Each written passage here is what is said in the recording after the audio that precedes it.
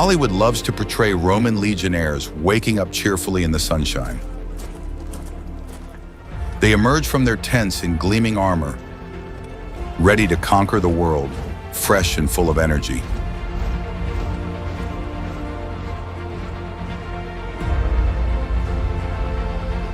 In reality, the morning in a Roman camp began long before dawn and resembled a form of sophisticated torture. You didn't wake up to the sound of birds singing, but to a cold that penetrated to the bone.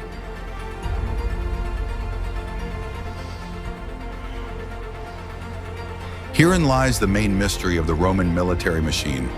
How could an army that slept on the frozen ground and was constantly in a state of physical exhaustion conquer half the world? The answer lies in the structure of their morning nightmare. Another day, another mile. Comfort makes soldiers weak, while constant discomfort turns them into deadly machines. Modern sports doctors would call their morning routine a mockery of the human body, but the Romans intuitively understood the laws of adaptation that science only discovered a couple of decades ago. Let's examine exactly what a legionary felt when he opened his eyes in his cramped tent, and why this experience was the key to their absolute invincibility on the battlefield.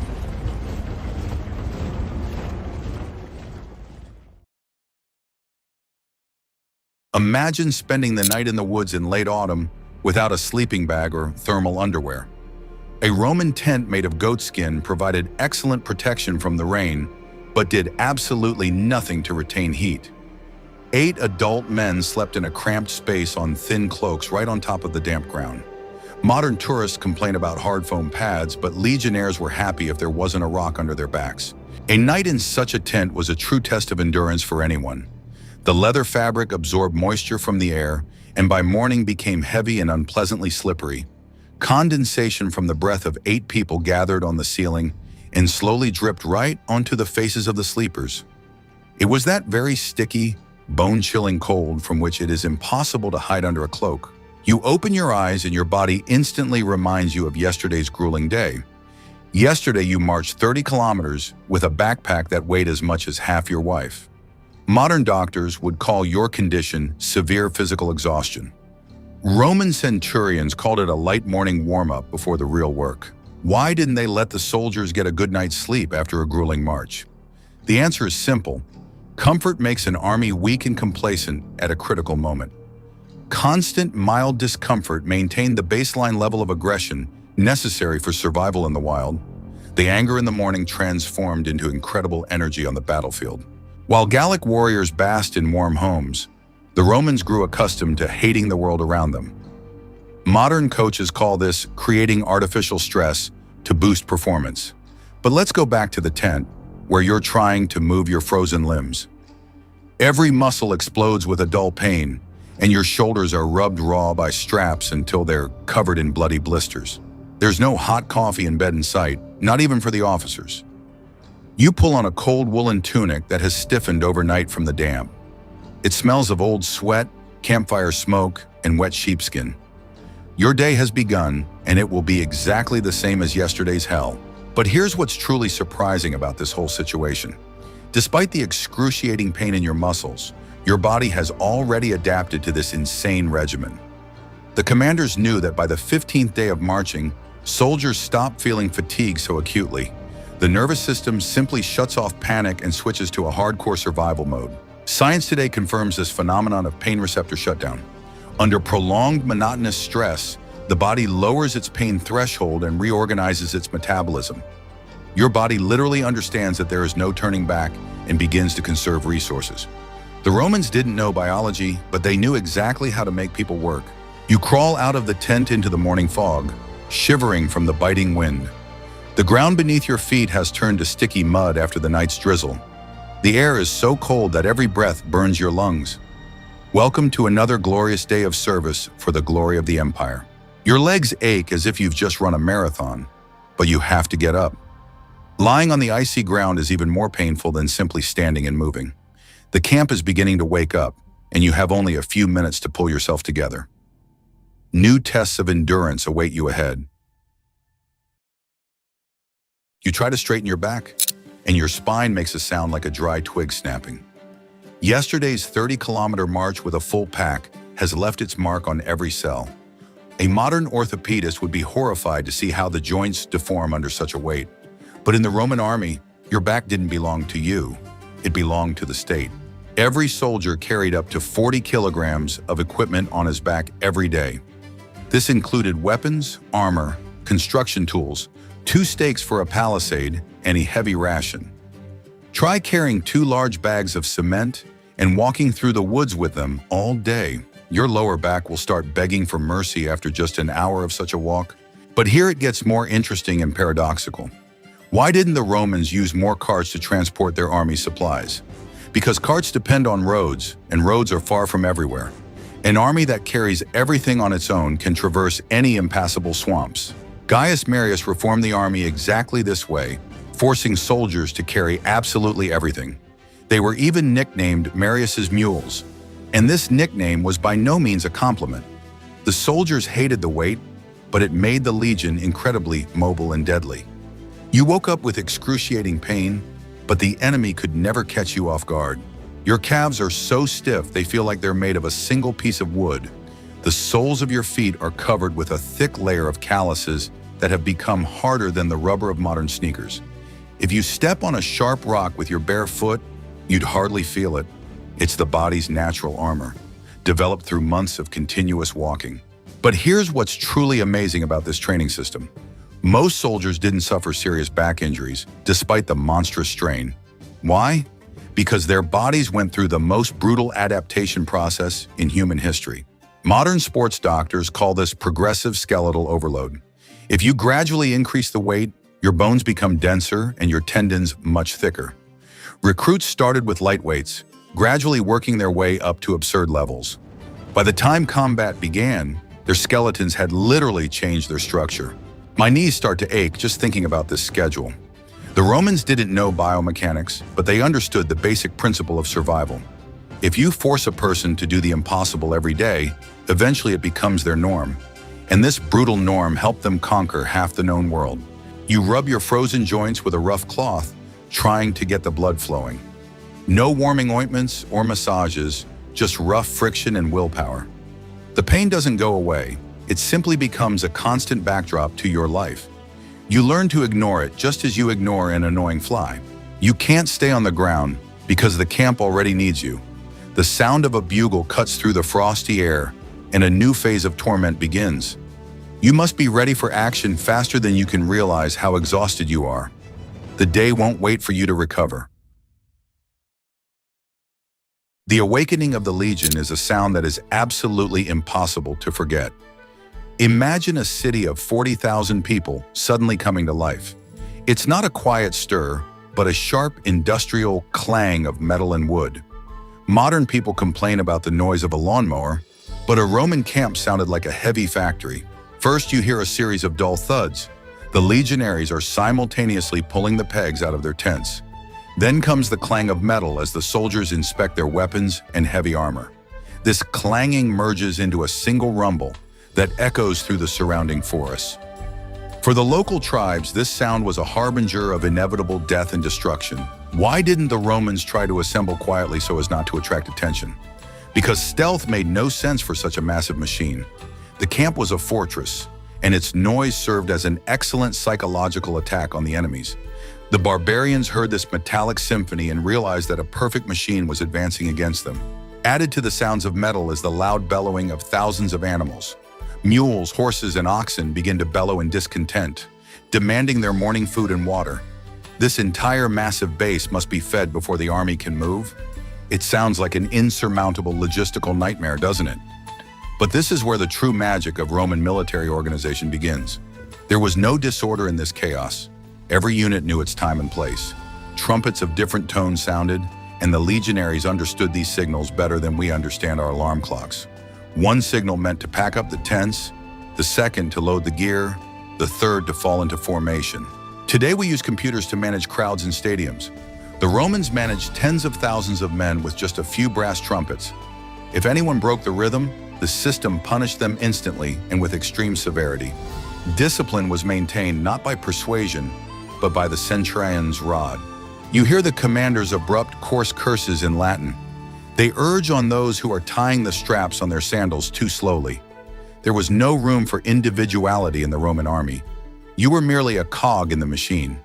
And that cog had to work flawlessly, or the entire legion would break down. Gradually, the chaotic noise begins to transform into an organized marching rhythm. The murmur of voices subsides, giving way to the measured clatter of iron-shod feet. The ground literally begins to tremble under the synchronized pressure of this massive force. This sound caused the barbarians to panic even before the battle began. Modern scientists say that low-frequency noise triggers subconscious panic in the listener. The Romans used this intuitively, creating a sound pressure wave. You march in formation, and this sound fills you with a false sense of absolute invincibility. You forget the pain, becoming part of a deadly whole.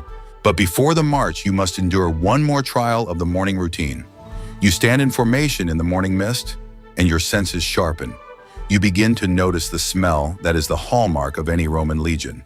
It is a smell that cannot be washed away or forgotten.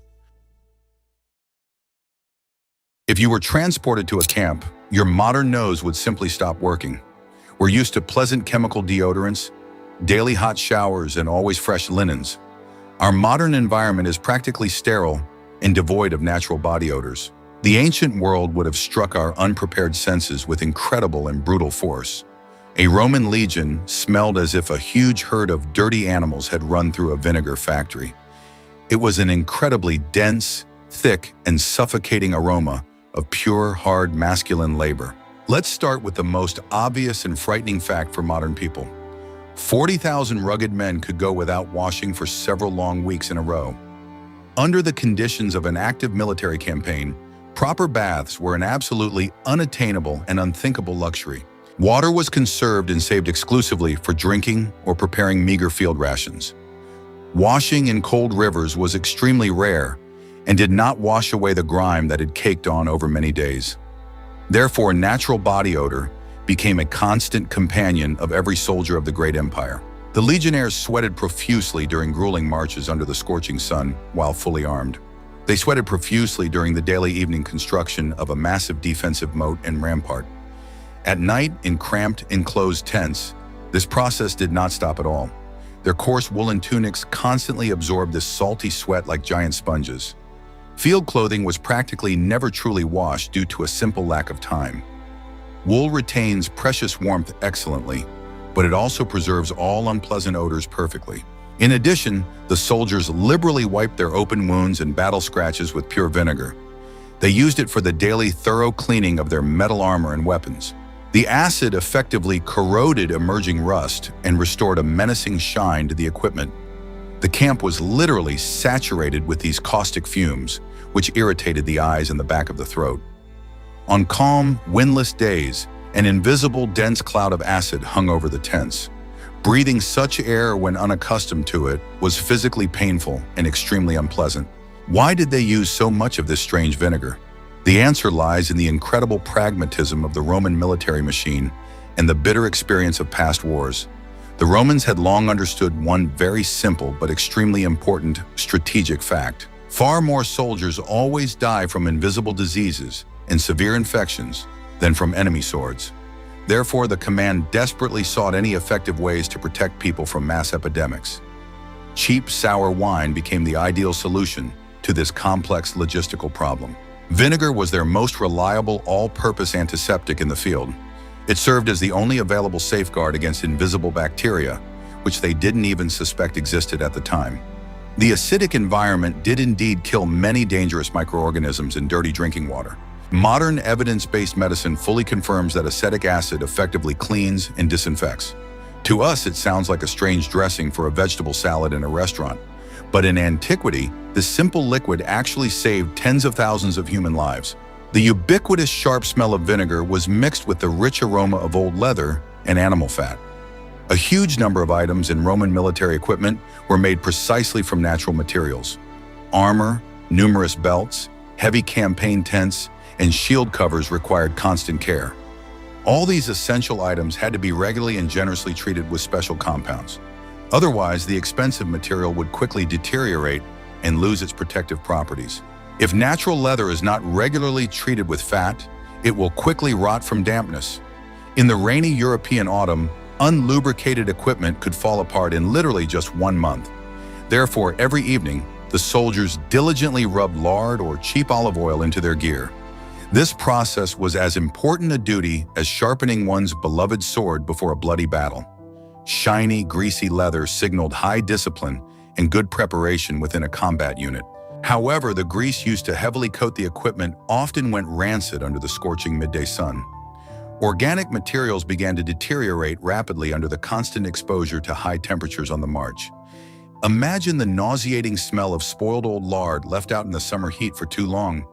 Add to that a unique aroma reminiscent of a wet, dirty yard dog.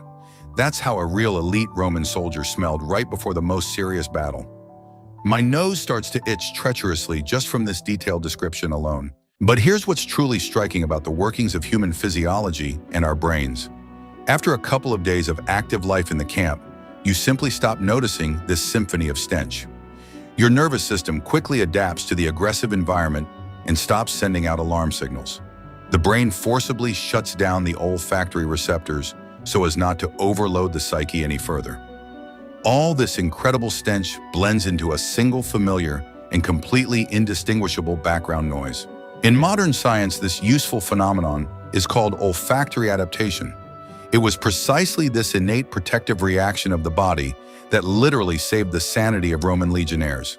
Without it, the soldiers would simply have gone mad from constant nausea and throbbing headaches. Nature has wisely ensured that humans can survive under absolutely any conditions. That is why, after a week on the march, a legionnaire could calmly eat his rations while sitting next to a dung heap. To the soldier himself, this wild smell was not at all repulsive or off-putting. On the contrary, over time, it became the scent of his own people and the safety of home. It was a soothing aroma of absolute protection and the incredible collective power of the invincible legion. When night horse patrols returned wearily from the dense, hostile forest, they relied on their sense of smell. They could sense their own camp several kilometers before the first watchfires came into view. By this distinctive scent, one could unerringly determine exactly who stood before you in the darkness. Barbarians often used pungent animal oil to care for their long hair. The Gauls and Germans considered such heavily oiled hairstyles a sign of ferocity and high warrior status. The Romans sincerely despised this foreign smell, regarding it as clear evidence of barbaric savagery. Ironically, considering that the disciplined legionnaires themselves smelled like a walking factory of vinegar and sweat.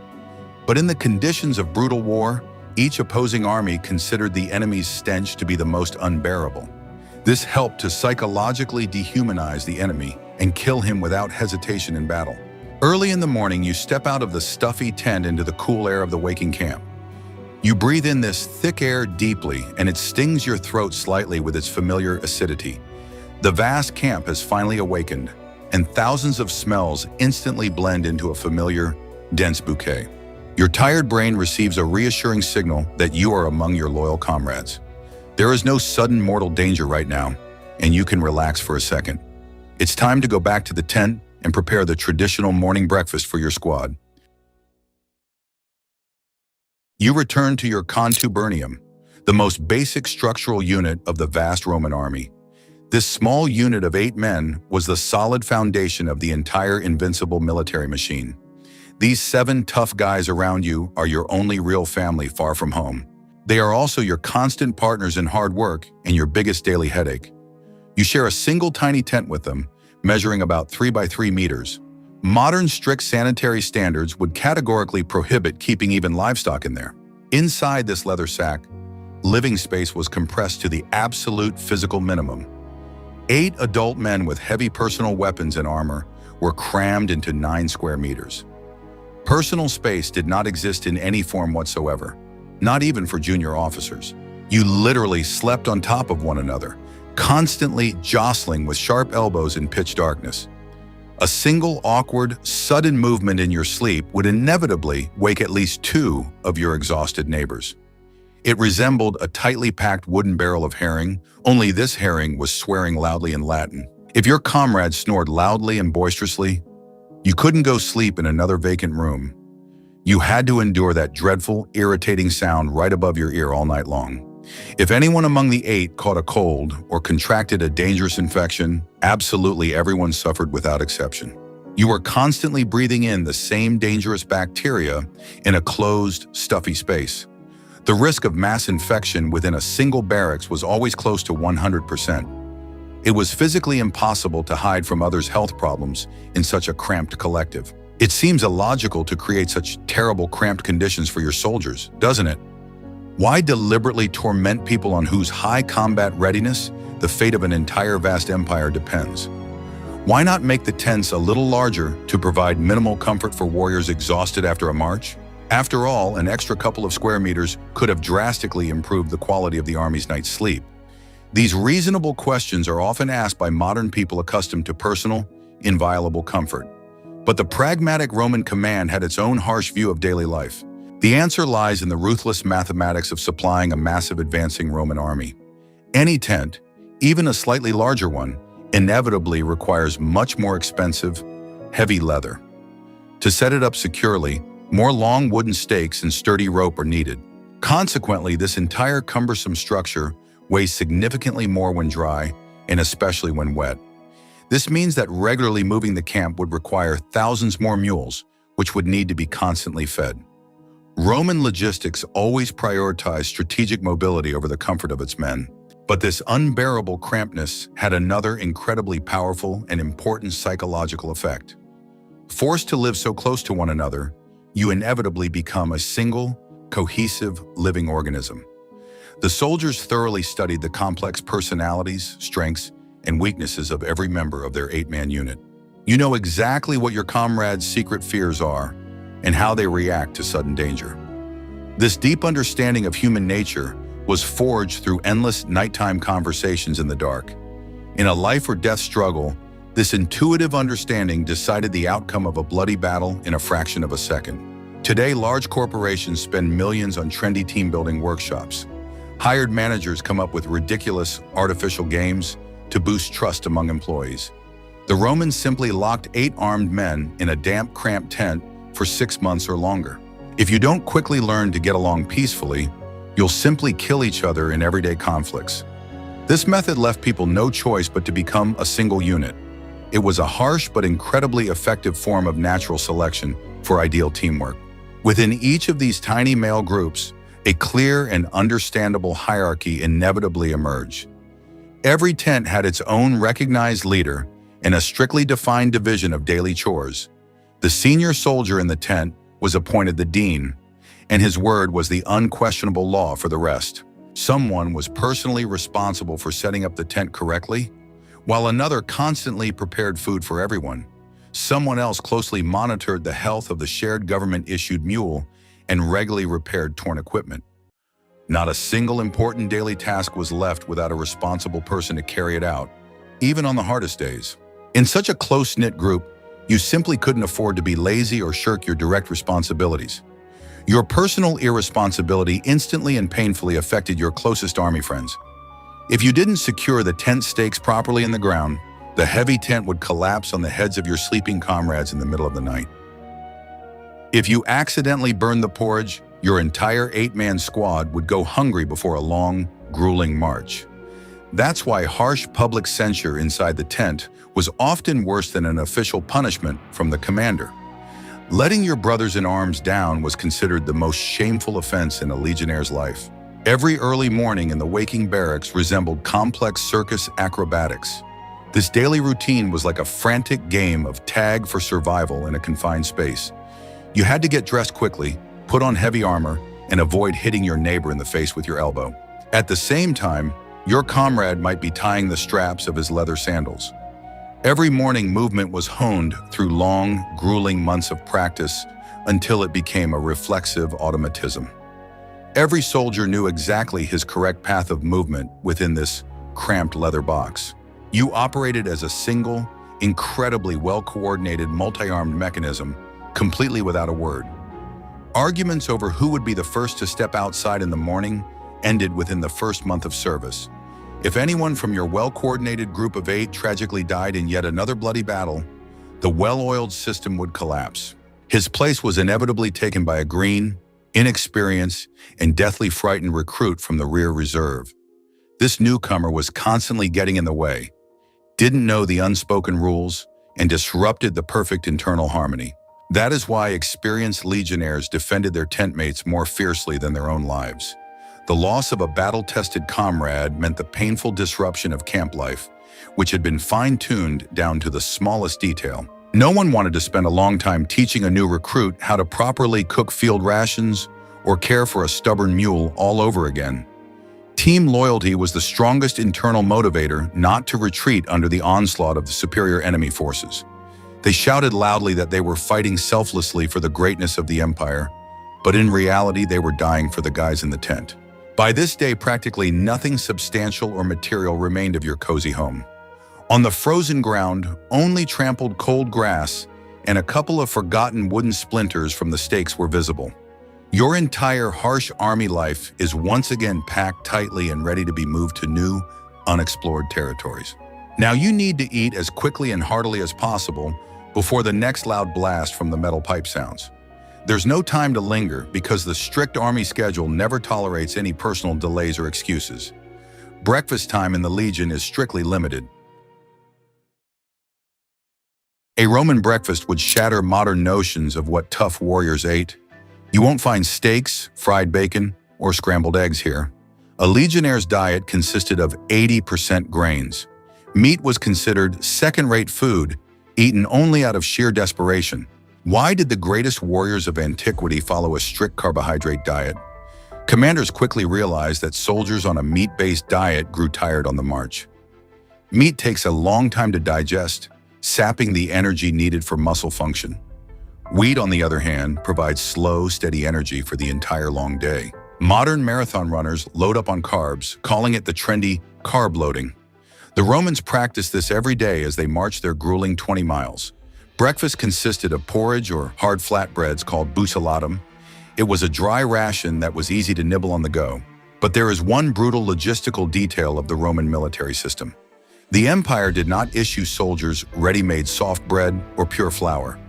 Each soldier received unmilled grain, about 1.5 kilograms, and every morning you had to grind it with your tired hands. In the contubernia, there was a hand mill that weighed about 30 kilograms. Turning that stone slab after a march was pure torture for the body. Congratulations, you've just completed another workout without even realizing it. This greatly strengthened the shoulder girdle and made the arms strong.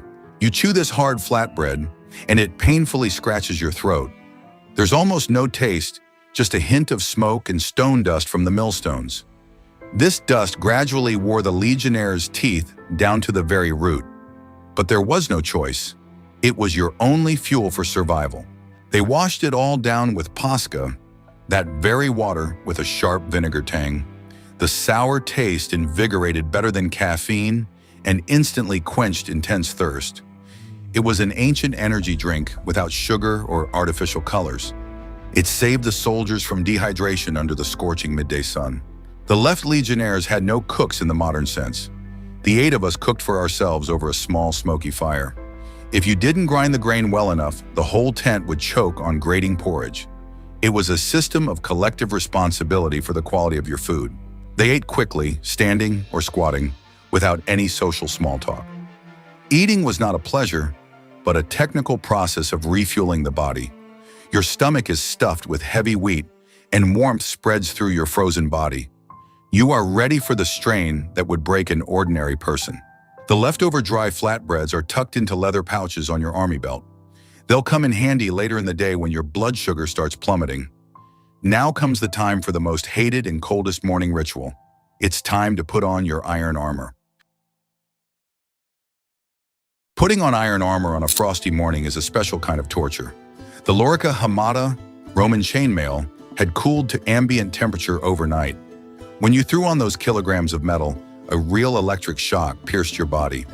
The cold penetrated through the woolen tunic in a matter of agonizing seconds. Modern soldiers wear lightweight body armor that retains body heat. The Romans had no such technology. Their protection was pure, icy iron. The chainmail consisted of thousands of tiny rings that sought to pinch the skin. It was incredibly heavy, cold and as uncomfortable as possible. Next came the helmet, made of thick iron or bronze. It fit tightly on the head, covering the ears to protect against blows. The inside of the helmet was lined with leather, but the metal still made the forehead feel freezing. Germanic helmets looked cooler, but Roman ones allowed you to survive an axe blow. The most challenging piece of equipment was the caligae, the famous sandals. They were studded with dozens of iron nails on a sturdy sole. These nails provided traction, much like soccer cleats.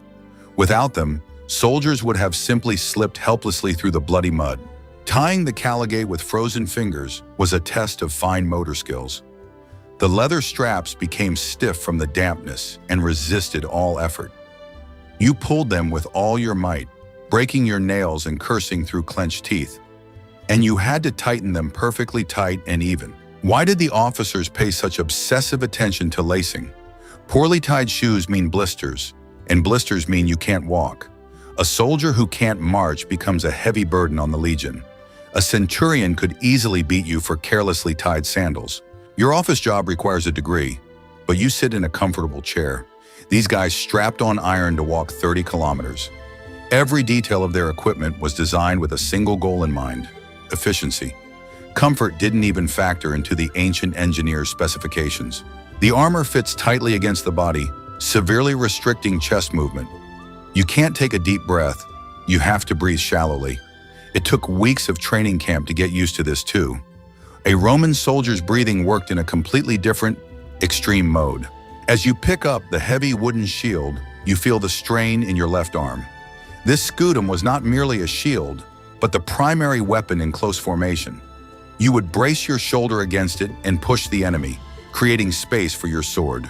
It weighed about 10 kilograms and you carried it all day. Now you are fully equipped and ready for any orders. You are no longer just a farmer, you are an armored combat unit. The metal gradually warms from your body heat, becoming a second skin. You are ready to kill enemies and try not to die yourself. Physical pain was only half the problem for the average Roman soldier. The psychological pressure and the sense of impending danger were far more exhausting. You are thousands of kilometers from home, in a dark and damp forest, and every rustle in the morning could mean a heavy spear flying toward you. Local barbarian tribes rarely engaged in fair open combat. They would watch the camp for hours, waiting for the slightest mistake by the exhausted sentries. This invisible threat drove many inexperienced recruits mad. You could never completely relax, especially while sleeping. How did the Romans combat this widespread destructive paranoia? They simply turned iron discipline into their new religion. If a sentry fell asleep, the punishment was death at the hands of his own comrades. It was cruel, but it guaranteed the safety of the entire vast legion. Modern psychologists call this state hypervigilance. The soldiers developed a conditioned reflex, constant readiness for violence. They didn't think at all about politics or the empire's lofty ideals. They thought only about how to survive until the next cold night. The barbarians tried to break the legionnaires by letting out terrifying screams at night. They banged their weapons against their shields and lit bonfires around your camp. Celtic warriors might stand naked, demonstrating their contempt for any kind of death. But the Roman machine was designed not to give in to emotions. Your task was not to be a brave hero. Heroism in the Roman army was punished if it disrupted the overall order. You had to be a reliable cog, stepping forward on command. Ignore the screams, ignore the fear, and methodically stab with your short sword. Here, the genius of the brutal training process becomes clear. Exhausting marches drained the soldiers so thoroughly that they had no strength left to panic.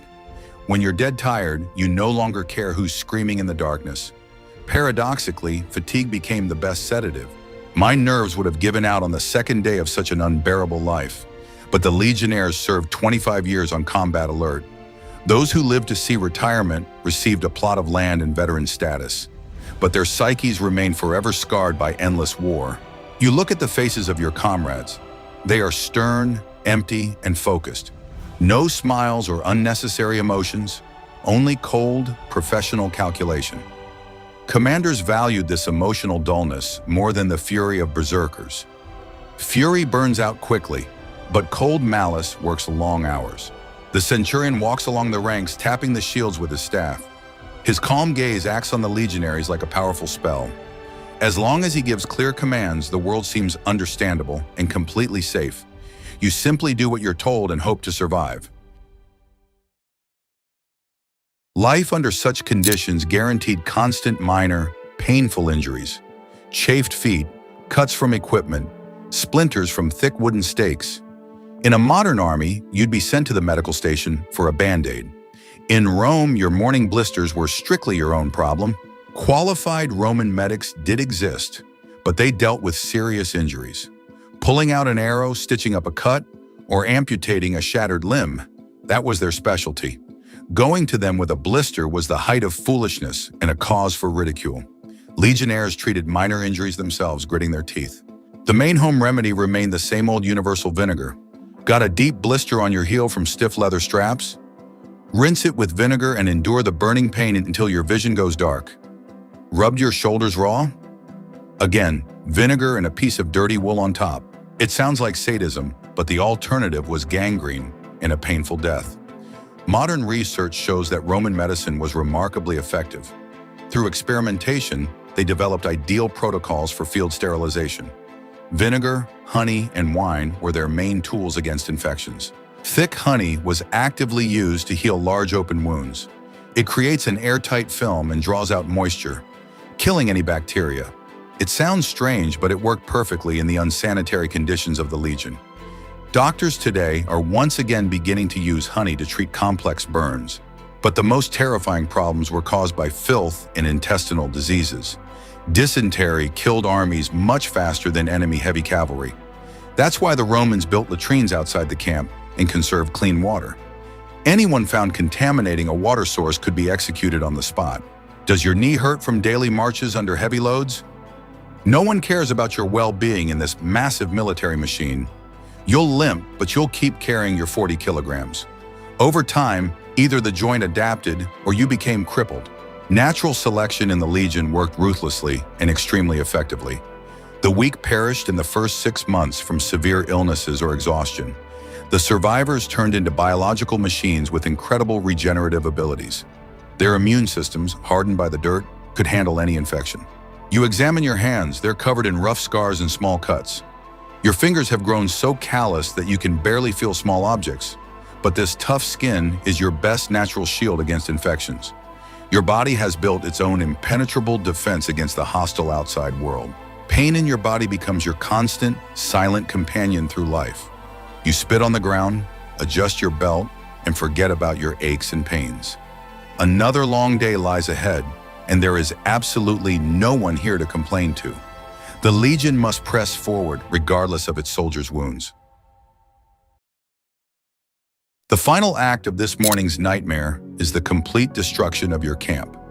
The Roman camp was a true masterpiece of engineering and security, and now, early in the morning, you must tear down all the fortifications to the ground.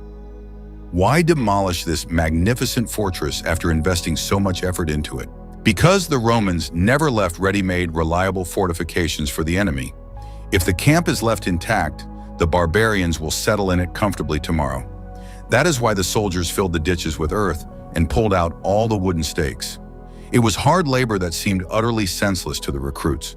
You swing your shovel, filling in the trench you dug last night. Your muscles protest, your mind refuses to grasp the logic of this exhausting task. But in the Roman army, they didn't look for logic. Here, they simply followed orders. This process served as an excellent physical warm-up before the day's march. Modern psychologists would say that meaningless work kills people's motivation. But for the legionnaires, it was routine, part of a harsh contract with the state. In the evening, they build a safe haven. In the morning, they wipe it off the face of the earth. This taught the soldiers never to become attached to anything material. The wooden stakes were carefully gathered and tied to the soldiers' backpacks. Wood was a valuable resource, and each man carried 2 stakes for the next camp. They were sharpened on both ends for quick installation in any ground. This portable wall made the army independent of the local terrain. An hour later, all that remained of the mighty fortress was a bare, muddy field. Looking back, it was impossible to believe that an entire legion had spent the night here. The system worked flawlessly. The camp vanished as quickly as it had appeared. This struck the enemies with a superstitious, animalistic terror. The final blast of the brass trumpet sounds sharp and drawn out. It is the signal to begin the march, the main morning point of no return. You fall into tight formation, shoulder to shoulder with your comrades. Shields raised, spears resting on your shoulders, your gaze fixed straight ahead. The Legion's massive iron serpent begins to slowly crawl out onto the muddy road. The clatter of shod sandals merges into a single rhythm, making the ground tremble. Ahead of you lie 30 kilometers of dust, cold sweat, and familiar pain. And somewhere out there, at the very end of this path, a bloody battle awaits you. You don't know if you'll return alive to this frosty evening, but you know for certain that tonight you'll be digging the trench again. This absolute predictability of routine gave the soldiers a sense of confidence. In the chaos of a terrible war, only discipline mattered. Morning in the Roman camp has ended, and the Legionnaires' hard day's work has begun. You take your first confident step, and the pain in your legs slowly recedes. The Roman machine has set in motion, and nothing can stop it. The survival of the empire once again rests on your shoulders, worn raw to the bone. The life of a Roman soldier was completely devoid of that beautiful cinematic romance.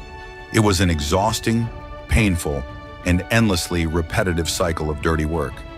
Their main weapon was not a steel sword, but the ability to endure in silence. The army that still has the strength to stand on its feet by evening is the one that wins.